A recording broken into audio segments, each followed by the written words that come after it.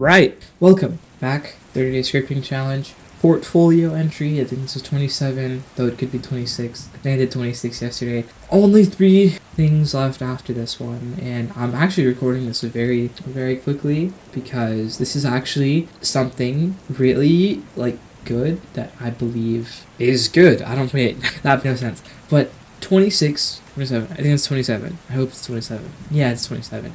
It's a skill tree system. Now, what's unique about the skill tree system is it's UI based. It's only going to be in our UI, not in a 3D space like how you would see with games like Jedi Fallen Order. Now, if you've played one of the Spider-Man games, like the Amazing Spider-Man and Miles Morales and Spider-Man 2, right? Their skill tree system is UI based, but it's UI locked, meaning the nodes for each skill already exist and they're just planted there. What we're doing in this skill tree is we're implementing it entirely in UI, and what that means is there's also going to be environmental movement. So I'll show you what that looks like. And yes, I've finally decided to put this skill tree portion into its own GUI because the skill tree is going to be a bit more resource intensive than all of these different frames that had literally no tweening and hardly any updates besides the text timer. So the skill tree will use a lot more resources, especially since we are going to be using tweening, and I'll get to that in a second here. So we have the open skill tree button that's going to be outside of the GUI. This will be what's going to enable and disable the UI. And yes, we're going to be using enabled and disabled because it'll save a lot more resources, which is something that I believe more people should do rather than making frames visible and invisible. So it'll enable the UI, and as you can see, it's very bland, right? We have the amount of skill points we have and a button to exit, which will literally just close everything out. But also we have a tooltip. This is going to be when we hover over a thing, we'll have the name, the description, and the skill point cost that'll be displayed, and you simply just click on the thing too. Now, the way we're going to recreate the dragging and environmental effect is it's very simple, that I feel like it could be complicated for some people. Inside of our panel, we have this UI called this frame. It's called the clip frame. It's completely transparent, and it's the same size as our panel. But what's interesting about this is it has this property called clips descendants enabled. And what that means is any UI that's outside of the frame will be invisible. It'll be transparent completely. And inside of this clip frame, we have a frame called canvas. Now, the size of the canvas is 2 times the size of the clip frame. So it'll be 0, 2, 0, 2, 0. And the way it'll work is we'll pick up when the player holds down the mouse and moves, which will be considered as a drag. Now, I know there is UI drag detector, but that's for dragging actual instances. What we want to do is create our own semi-drag, basically, where we can just calculate raw positioning only, right? And because the canvas is twice as large as the clip frame, it'll have bounds, meaning you drag all the way to the, drag to the left, and the right will hit a border, basically, right? And inside this canvas, we have 2 frames, the lines layer and the nodes layer, which I'll talk about later, but essentially, we're going to be constructing the skill tree from code. So the lines that connect nodes together will be parented with the lower z index here. So essentially, this has the index of 1, and this has, it's supposed to have a z index of 2, because this will basically be going under the nodes, right? The nodes will be text buttons or image buttons. I think we're gonna use image buttons. I don't know. And when you drag around the canvas, different parts of the canvas are going to show and others won't show. So I'll show what that effect will look like when we get to the coding part. And it's a very nice effect that can create a really nice looking skill tree or any general UI, but mainly a skill tree. That's what I think would look the best in. So anyways, let's get started here. So into the starter player scripts we go. We're going to pop in that folder. And yes, this still isn't a clean single script architecture, and I'm very disappointed that I didn't do this sooner, but I'm just gonna have to make really bad abstract code here. And once the 30 entries are done, I'm gonna make more videos after this to properly demonstrate single script architectures and how to use services properly, because I showed them so wrong, and I can't believe I did that. Enough yapping. This is going to be the skill client, right? This is where we're only gonna have one module script, and the loader, but honestly, I'm just gonna take this client loader and I'm just gonna attach. Actually, no, I'm not gonna do that. I want to make sure I package everything correctly here. So actually, these we can close out. That was from last time. So another entry point. You know, why do we see client script? It's a local script. What the hell? Client script. This is the entry, and we're going to. I'm gonna rename this. You know, this is such a terrible name. You know what? We're just gonna call this.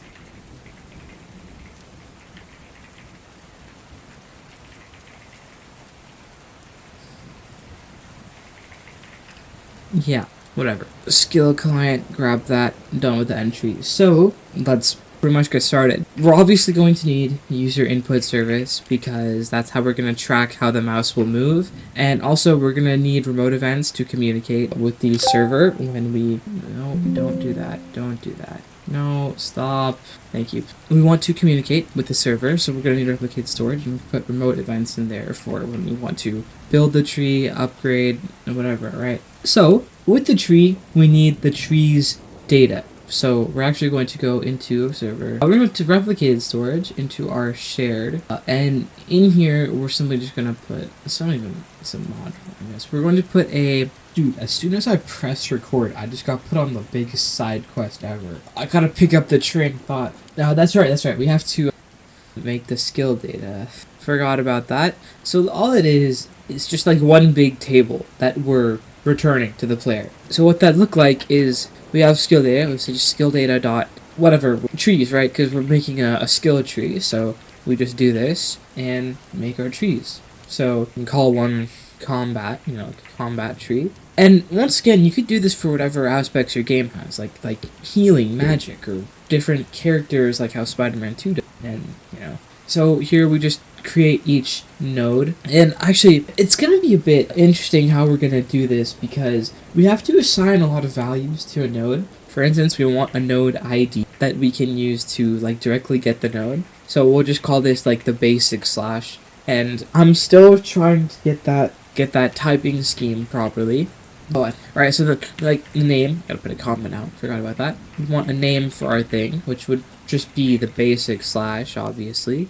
And a description, because we want to put that in there, so a simple sword swing, right? And obviously the cost, in this case, you could have different skills cost different points, or have them all cost the same amount, I don't know, just do one skill point. Now, this is where things are getting interesting, right? Because we are constructing the skill tree, we have to make sure that the position of the nodes is relative to the canvas, not our screen, because the canvas always moves around. So if we had the position relative to the screen, then the skill tree would be messed up. If it was relative to the canvas, we'd have lots of room to nodes. So we're going to use vector 2, and that'll basically give us the exact pixel coordinate that we're going to use for the canvas. So we'll just say position, and we'll use vector2.new, and we're just going to keep this more of like a root position. So we'll experiment with 500, 100 to test around, and we can always change the value. So I'll just go on ahead and add a couple more nodes and another tree, for example. So I'll go do that real quickly. Okay, and I also added a quick icon that we're using because we're going to use image buttons. And also this requires table is going to be a prerequisite in order for you to actually unlock it. So for this one here called power slash, you need to have basic slash unlocked, and then for blade storm you need power slash and quick slash. And for another tree like this magic tree, we're rebuilding the tree completely, so the center of it can stay the same at 500 pixels by 100 pixels, so it'll basically stay the same, and then you add other nodes here, and this is simply a fireball. I'm not actually going to code the abilities, I'm just going to code the actual skill tree itself, because that would take a while to code all these abilities, especially without animations and all that, and I have to find one of the toolbox to use. But anyways, we're going to want to require this and simply access it, or we could simply return skill data.trees, doesn't really matter. So back on our client here, we can just say local skill data, or actually we can just do that, and we can now continue on with the code. So let's reference all of the UI. So obviously we want the panel, clip frame, canvas, and all of that. So first off, we want to get the actual GUI. So local skill tree GUI, and let's also get the, we're gonna get the actual player. And then we're gonna get the open skill tree button. So local open, we're just gonna say open. That's going to be the player GUI.main.GUI.open skill tree. And now we're gonna grab everything else. So the local panel is equal to skill tree GUI.panel. Local clip frame is going to go to the panel clip frame, and I'll say like the canvas will be the clip frame dot canvas, and then local lines layer is going to be equal to the canvas dot lines layer, and local nodes layer will be the canvas dot nodes layer. Now our tooltip, so we could say local tooltip will be the, I think it's the panel dot tooltip, and then we'll say that local tooltip name will be the tooltip name, and the description will be the, and the points label will be the canvas dot, not canvas, it's the panel dot skill points. And that's all of the UI essentially. So from here, we're going to want to set up a couple of constants that's going to determine the size of our nodes, though you could also customize each node's size inside the skill tree, like the skill tree itself, like where we set the position. You can set its size here, and you could do that for if you have really special skill tree. There's a lot of freedom to make customization here, but essentially I'm just gonna have one. So yes, constants are denoted in all capital letters with an underscore on it, which I should probably be using a lot more because I really am not, and my things all over the place. But 64 means that our nodes are going to be 64 pixels large, or something like that. I don't remember if I'll be using pixels or not, but it can always be changed later, but this should be pixels, right? It's the size in pixels. And after that, we also need to set up the bounds of our skill tree, because we don't want them to drag off into infinity or drag the UI off screen. So we need the width of the panel, which in pixels is the absolute size, the x, the absolute x. So we say panel width, right? That's the clip frame dot absolute size, which is in pixels, x. And the clip frame is the same size as the panel, and we want the clip frame because it's what's actually clipping out thing, not the panel. The panel is just there for the background and container object. Wow, that made no sense. Oh my god. Panel is the container object. The clip frame is what's clipping everything. Oh wow, that was hard. So now the height, this is the y value. That's simply the clip frame, the absolute size, x, or dot y, sorry, not x. And the absolute position is the position in pixels. So we're going to be using for the nodes, right? Now we want the canvas's width and height, which is just 2 times the panel, because we're using 2, 0, 0, so say local canvas width, that's going to be the x and the y there. So that's the constants that we're using for the panel and the canvas. Now the bounds essentially are going to be how far out the UI can be dragged before it just stops, like it acts like you're creating a wall essentially. So for the x, we're essentially just going to divide the width canvas, the x of the canvas, by 2, and we're going to subtract the width of the panel by 2, and no, we're going to subtract the width of the panel divided by 2, and essentially that'll just bound it so that at most the canvas can be this far off screen before it has to be blocked, right? And this obviously can be changed depending on how much leniency you want to give on how far the UI. Like if you could have the UI dragged all the way so that a pixel is sticking out, you could just change that. But in this case, we're going to make it pretty wide. So the max x is how far. That's the maximum amount that it can be dragged to. That's just the canvas width divided by 2. So half of the canvas minus half of the panel width. Just that. And that's going to give us our maximum. And then the minimum is, as it says, it's the minimum, which is literally just the negative of the max x. So for the minimum, it'd be on the opposite side, essentially.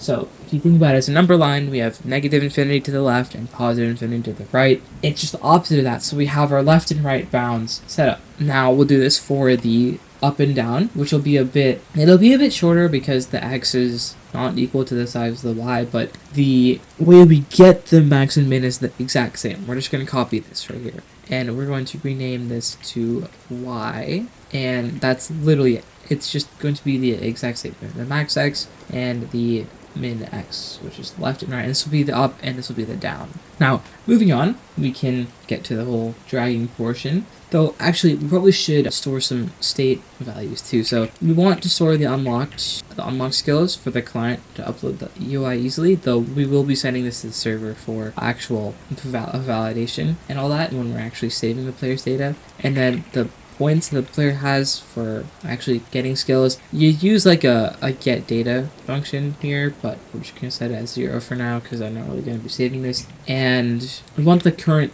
tree, the current skill tree we're on. In this case, back here I showed you that we have a combat skill tree and a magic skill tree that we can switch between, which I didn't actually make UI for that, so we should do that right now. Okay, did that really quickly. And also we're going to want to store a table for all of the references for the nodes because we want to be able to quickly access them. So I'll just make a table for the node references. Don't worry about this for now. We're going to come back to this when we actually work on the construction logic.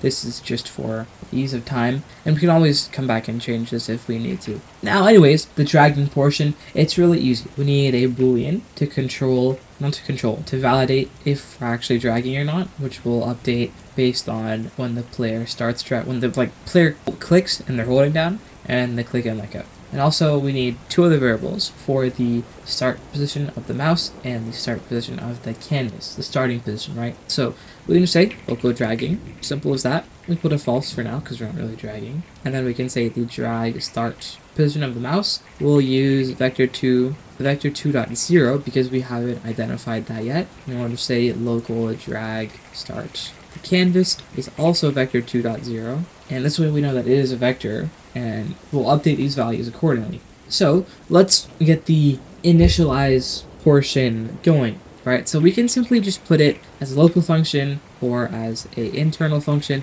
which in the previous video I actually wasn't denoting the internal functions at all, even though the entire module was internal functions. But, you know, I don't know, experimenting, all that. We'll use a local function for this one, and literally it's going to be for initializing the dragging, right? So the dragging starts when we click on the clip frame. So say clip frame dot input began connect function input, and if the input dot user input type is not equal to enum dot user input type dot mouse button 1 turn, we're just gonna clear it out if it's not a button click. So in this case, dragging was now equal to true because it was a mouse button click, and we say the drag start mouse will equal vector2 dot new. We'll put the input dot position dot x and the input dot position dot y because that's our dragging the mouse's start position. Now also, the reason why we want the start pin of the mouse is because the way we're going to move the canvas is, to anyone who's paid attention in math class, we're essentially going to get the delta between the start pin of the mouse and the end position of the mouse, and we're going to find how much it's changed, so how large or small the delta is, and we're going to apply that delta to the position of the canvas. So delta basically means the change. Wow, that's what we're going to do. So to get the canvas to move, we're going to change its offset, not the scale. So when we reset it, it resets cleanly back to the center. So we say drag start canvas will equal to vector2, thank you, dot new. And in here, we're going to want to get its offset position because we're moving it by the offset, not by scale. So the canvas dot position dot x dot offset and the canvas dot position dot y dot offset. Now here we're going to use this function called input changed, the user input service. So user input service dot input changed, and we're going to use this to detect if the input that's changed is mouse movement. There's an enum property called mouse movement. So we'll connect that to a function, get that input passed through, and we're going to use our dragging variable to check. So if not dragging, then return n. That's our little safety net there. And we're also going to check if the input that changed was mouse movement, because if it wasn't mouse movement, we don't want to know if it was a keystroke. So if input dot user input type is not equal to the user input type dot mouse movement, then return it. So we got our two safety nets set up there, and it's called mouse movement, by the way. Now this is where we're gonna get our delta. The delta is just the change, right? It's the new input minus the old input. So the change in y, change in x, right? Delta. So say local delta, that's going to be our new position. So we'll get the current position. So vector2.new, the input dot position dot x, the input dot position dot y. So this is our current position right now, and we're going to subtract that by the old position, which is the drag start mouse. And then we're going to apply that delta to the canvas's position. So the canvas dot position will be, in this case, now we're going to use udim2 to set the position properly. udim2 dot new. And here, our scale is going to be 0.5. We're keeping the scale properly, and now the x offset. So we're going to use this function called math.clamp. And when I was first learning the math functions in Roblox Studio, and yes, there are a hell lot of math functions in Roblox Studio, I particularly got confused with math.clamp because I had no idea how it actually worked. But essentially, what math.clamp does is you give it an input, right? In this case, the input we want to give it is to explain math.clamp, actually, you input a value in, and you also input a minimum and a maximum value. So let's say we input 5, and the minimum number is 10, and our maximum number is 20, right? What math.clamp does is it'll check this number, and it'll see if it is less than or equal to the minimum value, it'll return the minimum value. If it's greater than or equal to the maximum value, it'll return the maximum value. So if you run math.clamp, you will get a number between 10 and 20, or through 10 and 20 actually, right? So in this case, we use math.clamp to make sure the UI's position stays in bounds. So the drag start canvas dot x plus the delta dot x, and for our clamping, we're going to put the min x and the maximum x. This way, it makes sure that our UI stays within bounds. It doesn't go past the screen, and then the player can't drag back to the thing. And we're going to do the same thing for the y. So 0.5 is our scale, math.clamp, we use the drag start canvas dot y plus the delta dot y, and we use the min y and the max y, just like that. And this will make sure that the new position of the canvas stays in bounds properly. Finally, we can use the user input service dot input ended, pass in that input, and then we're just going to reset everything. We're just going to set dragging equal to false. But we have to make sure that we were dragging initially. So if the input by user input type is not equal to enum by user input type by mouse button 1, turn end. And then we're going to set dragging to equal false, because we know that the player has stopped dragging. And that's the dragging portion done. Simple as that. Now, we can move on to the nodes, the actual things that we click on to upgrade. So there's not really a lot of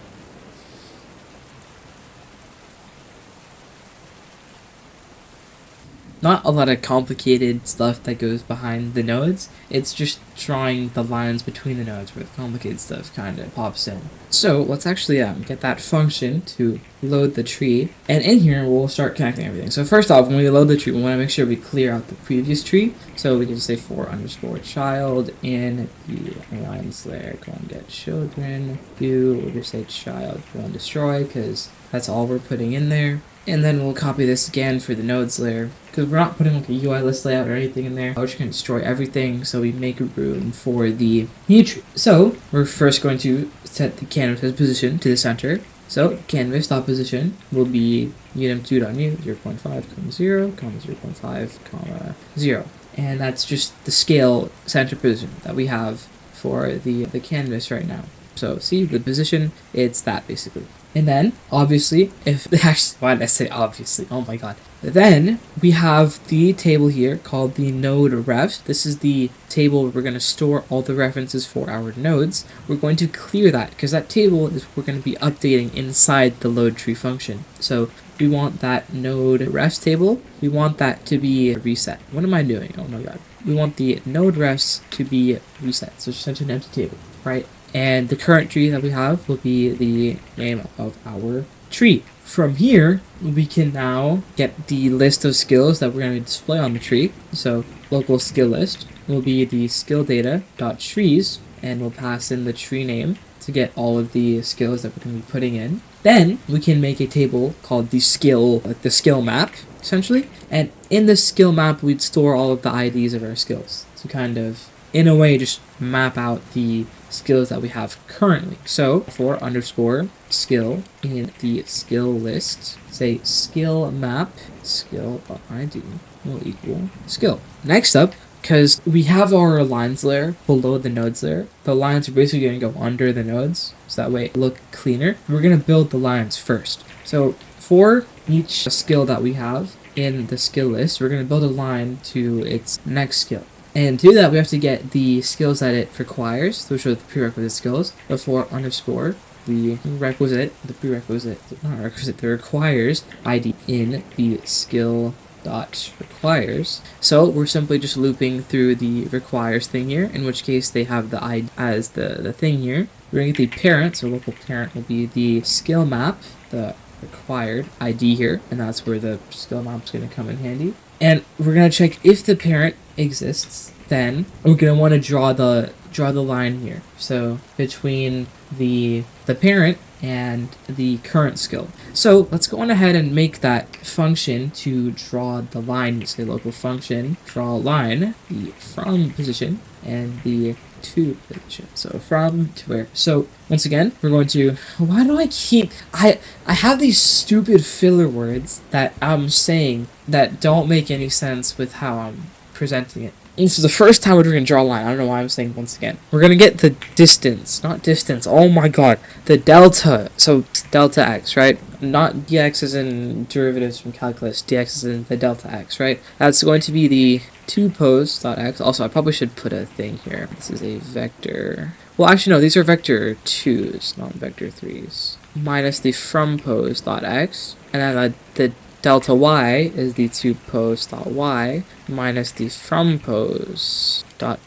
Now, what we're going to do is we have a couple things. We need the length of the line, and for those who don't know, we can think about this as a 2D plane, or like a number grid for those who use that in math, which you probably should. Oh my god, I'm like making random stuff. Okay, look. So if you think about it, in a 2D plane, we have two different points on the plane, and we want to draw a line between those points. So to do that, we can use something called the distance formula, which is pretty much a portion of the Pythagorean theorem, where we're drawing an imaginary triangle, a right triangle on the grid, and we're getting its hypotenuse, which is the distance between the 2 points. So we can say the length, which is the distance essentially, is going to be the square root of the distance, the x distance squared, plus the y distance squared, which is the Pythagorean theorem, also the distance formula, which if you're in geometry, you should know, or algebra. I don't know where they teach that to you. I learned it in geometry, but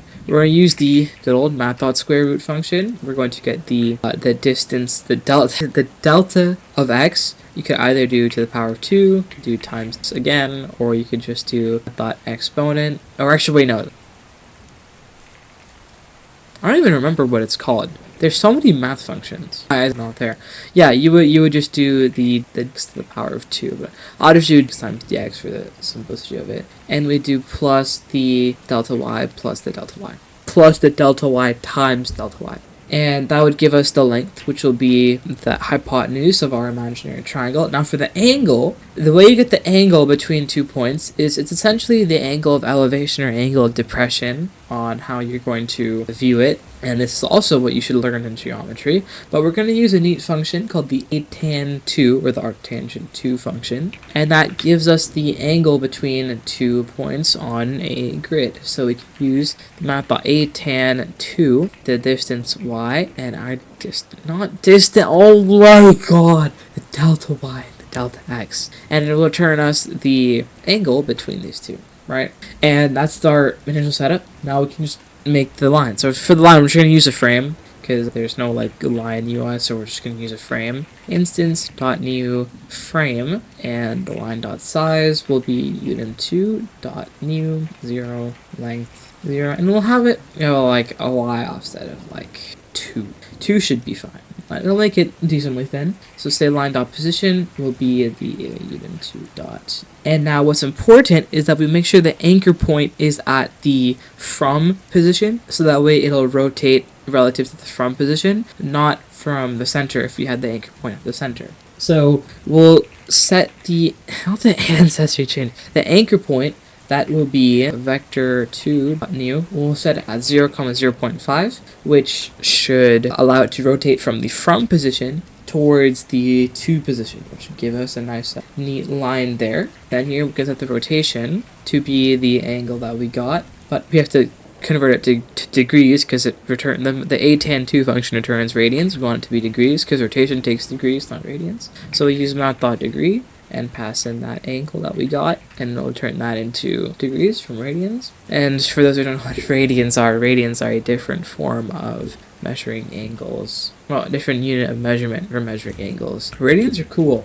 I like radians. Half of the time I like radians. Anyways, now this is just like customization. We'll just set the background color 380. We could have it be like, need it to be like a bit visible. So we could do like, I don't know, we could just do like a bright color actually. Yeah, that should work. So it should be visible, I guess. And then we set the parenting correctly there. So now we can go back here and we can just run the draw line function. So we can just say draw line, the parent dot position, and the skill dot position. Now we're using the position, this value right here, this position. Now that the lines are set up, we can just set up the nodes, which will just cover up the top of the line where it ends and starts, and it'll look kind of seamless. So for underscore skill in the skill list, once again, we're just going to now make a function to create the actual node. So right up here, say local function, create node, and in here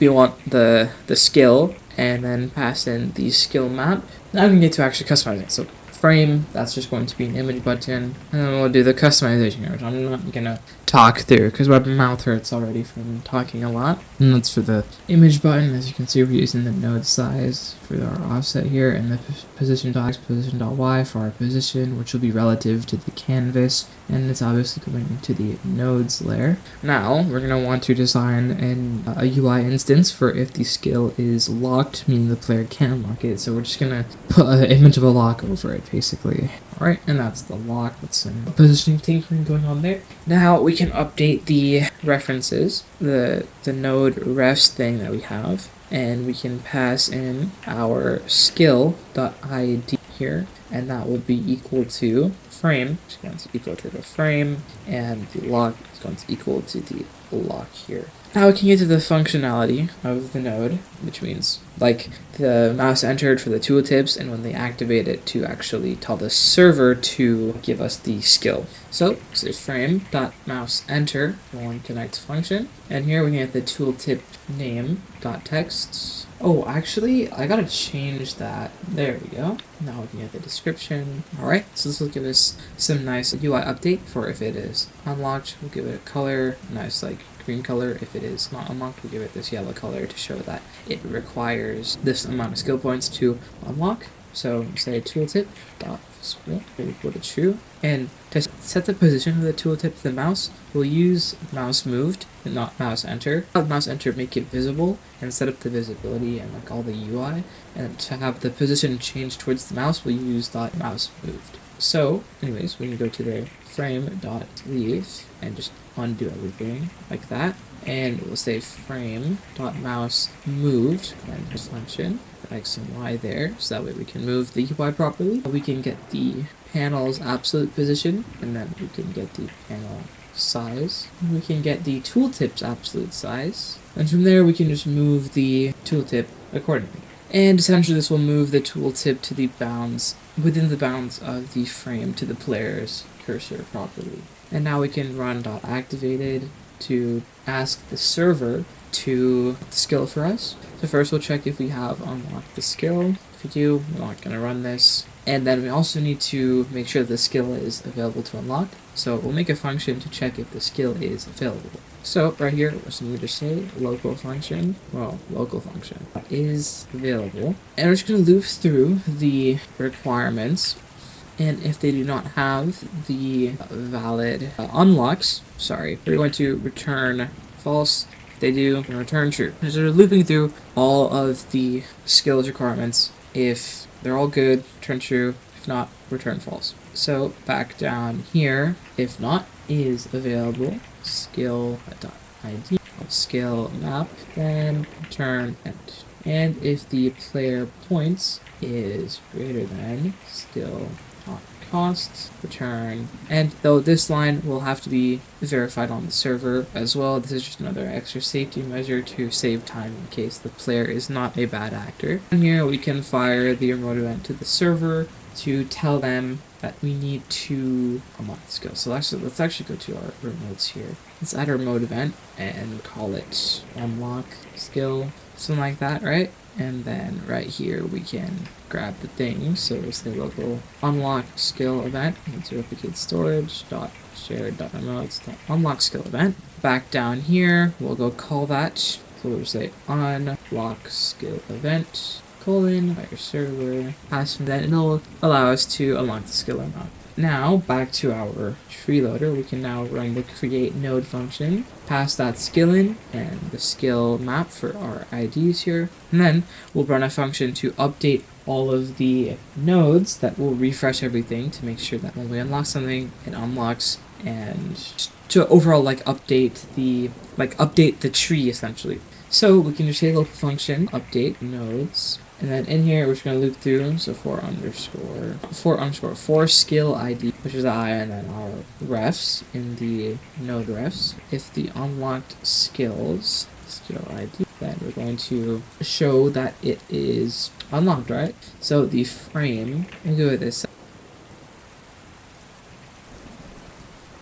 orange color there, that will equal to false. So else if, right, is available. If it is available, then we're going to show that it's available. So nodes have different states. I think they have three. So they have the unlocked, they have can unlock, and cannot unlock. So 3 states, right? So us.frame.background color 3, to the color 3.rgb, give it this blackened color there, and we'll say refs.image, image nice bright color, and we'll make the lock invisible because it's available. So that means the third state is that it's not unlockable, so we'll put the lock on it, give it that dark color, make the image also a bit gray there, and we will make the lock visible. So back down here, we can just run the update all nodes function, where we'll simply just pass in that skill map.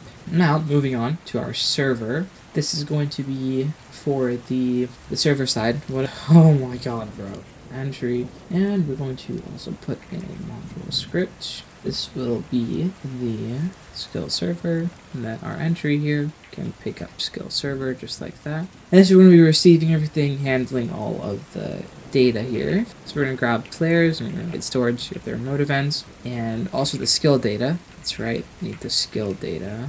Then here we'll get that unlock skill event. So we're going to say local unlock skill event will be the storage.share.remotes.unlock skill event. So we're going to create temporary data because we're not really going to store this in the data store. I don't want to save it in the data store. I just want the system to be stored temporarily so the actual mechanics of the skill tree system can be shown. So we'll just get the temporary player data here, and we're going to do this to the code. So first things we want a flat skill lookup across all of the trees. So get that skill map and get that set up there. And I'll make a function for setting default data, and that's just going to be temporary. This is how we're going to data store the skill points we have and the skills we have unlocked currently. Then we can move on to actual validation on the server side. So make a function called can unlock. This will be called when the remote event is fired. So obviously the user ID of the player and the skill ID they're trying to unlock. And we're going to get their data first of all. So that'll be the user ID, and then the skill will be the skill map. Skill ID, so we get direct access to that, and then we can put some save checks here. So if not skill, then we can return false to let the player know that they cannot do it. And if you want to put an error message, we can just say skill doesn't exist, right? And then if the data does not exist, then we can simply return false and say data not loaded. And if data unlocked skill ID, then we'll return false once again and say already unlocked. And if the data dot points is less than the cost, then we can return false and say not enough points. So that's with a little safety net there. If we want to put some error message on clients, we say for score required ID in the skill dot requires to, we say if not data dot unlocked ID, then return false and say prerequisites not met. And the rec ID there if needed. And all that, we'll return true. So now, when the remote event's fired, we'll call this and return whatever output it returns to us. So in our init function here, we're going to set up the data and let everything connect, and then we can get the data here. And then tell the client to load everything properly. So we'll actually go make a remote event right here. And this will be called load skills event. And this will be for telling the client to load the things. So we'll call this, and we'll tell the player on the client that will have the receiving part here be the we'll connect this to a listener on the client end in a moment here. It'll look very simple. Then we can get the player.removing. Because the data is temporary, we're just going to clear it. We don't want to store it. Now, the unlock skill event, we're just going to get the server-side response here. The on-server event, connect function. In this case, we're passing over the player, the skill ID. Players pass by default. It's just the skill ID we actually want to unlock here. So, in this case, here we're firing that to the server. We're going to get the validation from the can unlock. So, we'll run that in a sec. If okay, then we get the data, which will be the player data, and then player.user ID, and we'll say data.unlocked skill ID. Going to do that will be equal to true. So that unlocked to be good. Then we'll subtract the value of the skill. Now we'll add another remote event, which is the result. So we'll just call this the unlock result. Now we'll be telling the client what happens when they try to unlock it. Just like that. And back down here, we will now simply say unlock result. No, unlock skill, not unlock result. On fire client, player true, pass in that skill ID, and we'll also send in the remaining points that they have to update the UI. And now, if that can't unlock it, we're just going to put in a warn saying, actually, we're just going to say, and we're not going to pass in the points because the points doesn't change, and we'll give an optional value, which is the reason for when that ends there. So we're going to have the entry call in the init here. That's all we need of that. Now back to our client side, we'll make a function to bind the remote events to the skill tree here. So we can just say load. I didn't even get the variables for the remote events. What am I doing? Put those there. And here, we'll just get the load skills event on client event, called connect function. Well, the unlocked skills will be these unlocked, or just an empty table. Player points will equal to points or 0, and the points label dot text will be skill points, player points, right? And I will say local skill map will be this, and for underscore skill in the skill data dot trees. We'll say skill map, skill.id. Skills is just setting everything up here. That's loading everything.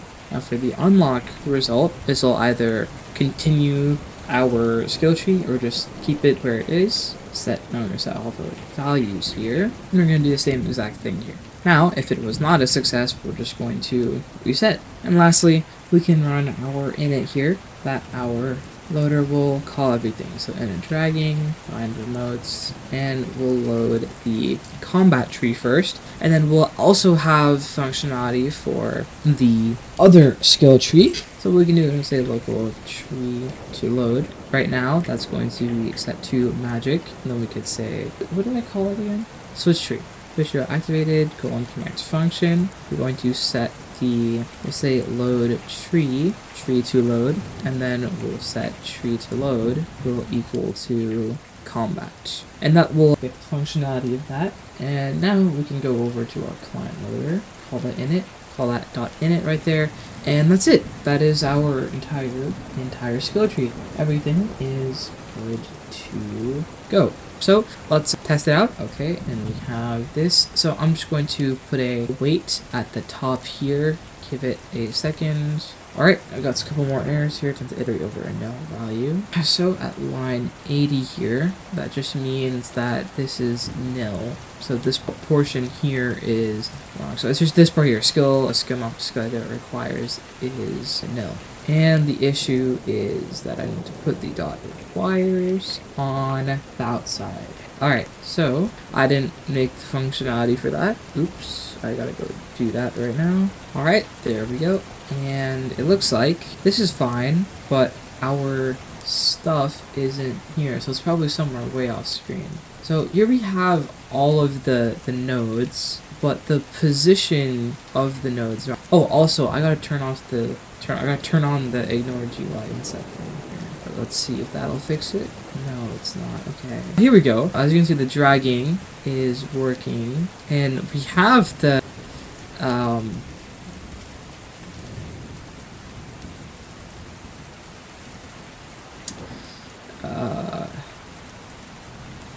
the functionality, but it looks like the UI is in the top left of our canvas. Okay. Oh my god. So I'm clipping this entire portion out from the video, but this took like so freaking long to debug and fix the issue with the lines. So pretty much all of the logic that I used for the offset moving was wrong, because what I thought was that moving the offset on top of the scale would work using things like absolute position, but it would not work, and it would cause lots of issues, as well as the anchor points being different for rotating the node lines. Those were also wrong, so it was absolutely wrong, but it is properly fixed now. And I also changed up the lock icons. I decided that it looked better with full, so I changed up some of the things. And also the reference I was using for the lock was terrible, so I just used my own and turned it into a nice full thing. Everything else is fine. So let's go on ahead and give myself a bunch of skill points. Finally, so you click the skills button here, you can drag it around very easily here, and it really gets that nice effect of being in a nice virtual environment. Oh my, stumbling over my words here. So it lets you drag nice and easy here, using the good movement trick with the canvas and the clipping items. And you can make the canvas smaller, by the way, if you want to. Anyways, they have the good lock icon, and then the little tip appears nice, and it moves accordingly. As you can see here, it's sliding nicely rather than clipping other UI, and the node lines also work. Finally, it's been switched to combat here, and I also got to fix the image for the fireball. So now we can now buy the basic slash. It unlocks these two, and this should have unlocked. We can buy power slash, buy the quick slash, and then we can buy the blade storm. Now we have the whole skill tree, and then we can buy the fireball.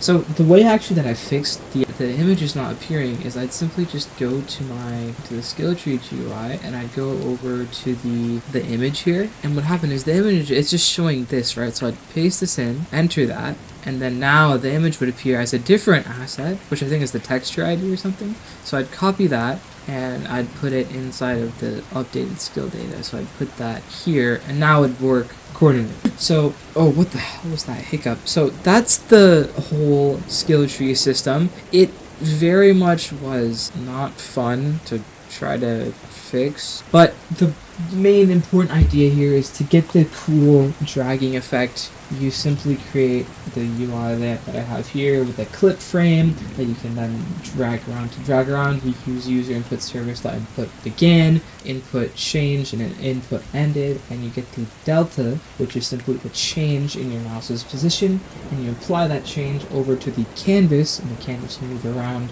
So different parts of the canvas are visible because we have clips descendants on, and that gives you the nice dragging effect. As for creating the nodes, you simply give them a vector 2 position, and you set the node's position to be that vector 2 position relative to the canvas, not relative to the player's screen. So that way you can drag it around nicely and the position stays the same. And for creating these lines, all you do is you make the length, the distance formula between these 2 points, and you set the position to be having the anchor point be at the start, and you set the position to be the start, so that way the anchor point is going to be at the far end of so it'll be at the far left of or the far right end, and that you set the position of it to be the center, so that way the anchor point is here, but the line is sticking out this way, and you set the rotation to be the A tangent 2 between these 2 points, and it'll rotate it accordingly, and that's that. So from there, you can just add more and more points throughout your skill tree, or you can switch over to Magic, and see Magic has the fireball, so you can add more points based on how you like it. So if I wanted to add another point after Blade Storm, I simply just do that, change the position, and now I have a third one here. And what the cool thing is that because they both require, so do this, I can click this and that, I unlock both of these, so it's like an optional thing. And if you wanted to make pathways, you could have it be locked based on which one you pick. So if I pick Blade Storm V2, then this becomes locked. Though we want the prerequisites to be, we just want it to be good. So it's a very, very easy to use way to make this go through. Now you can see we have that going. And I want people to download this for their own games and to experiment with it and to further improve it. And it just will, and then you can tie the data store to the back end, which I didn't do. I put temporary data in here, there. I put temporary data in, not permanent data, so that way players who rejoin the game can still experience the skill tree system's mechanics. And that's it. It's a very nice way of making a skill tree that I really like, and I personally enjoy having these draggable types of skill trees, though personally, I think a 3D skill tree would be even better. A skill tree that you drag around in a 3D space instead of a 2D space, though that's obviously up to the developer of the game if they like that or if they don't like that. But this 2D system, it's really, really nice. I really like the mechanic that you have to use here, where you've got to put a clip frame and a canvas size, and yeah, that's it. The idea of constructing your skill tree from the ground up might be difficult for some people, because you have to think in UI space, and you have to set up the actual pixel sizes, pixel positions for each of the nodes here, and I know some people might not enjoy doing that, but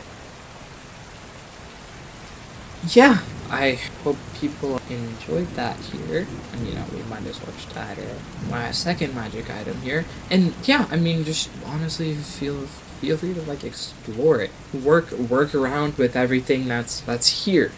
This is an example of a system that I feel like people could benefit from a lot more, which is why hopefully with this tutorial people understand how they can make their own, and also that it becomes a free resource for people to use and not something locked behind a paywall where you have to pay for it.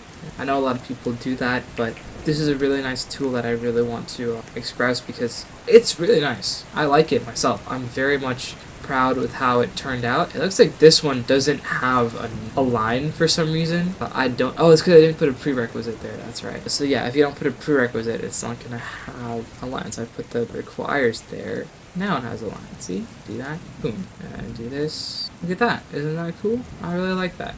Unlocked. Okay, enough yapping from me. I'm proud of this system. Thank you guys for watching. Hopefully this puts me a bit higher, though I swear the debugging part of that was genuinely not fun. I'm gonna have to start changing how I look at things now, because the reference used was absolutely terrible. Absolutely terrible reference. Had to change up a lot of things. Okay, yeah, enough of me yapping. I'm gonna go pet my cats now and go play with them, because they've probably been wondering where I've been gone. Alright, goodbye.